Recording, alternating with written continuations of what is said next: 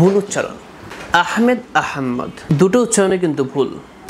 আহমেদ এটা কিন্তু ভুল, আর আহম্মদ এটাও কিন্তু ভুল। সঠিক উচ্চারণ হলো আহমদ।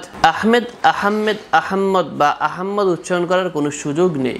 তো রাসূল করিম সাল্লাল্লাহু আলাইহি ওয়াসাল্লামের একটি নাম মুহাম্মদ, অন্য নাম হলো আহমদ। আপনি বাংলা ভাষায় যদি বলতে চান তাহলে আহমদ বলতে পারেন বা আহমদ বলতে পারেন। ভুল উচ্চারণ করা এটা প্রিয় নবী সাল্লাল্লাহু আলাইহি ওয়াসাল্লামের সাথে বেয়াদবি, সুতরাং এটা করা যাবে না। আরবির উচ্চারণগুলো অবশ্যই সঠিকভাবে করা উচিত। যেখানে আরবি শব্দ আছে, আরবি শব্দগুলো উচ্চারণ সঠিকভাবে করা উচিত। যারা নাম রাখবেন সন্তানের, আহমদ, মুহাম্মদ, এই সকল নামগুলো যারা রাখবেন তারা অত্যন্ত সতর্কতার সহিত রাখতে হবে।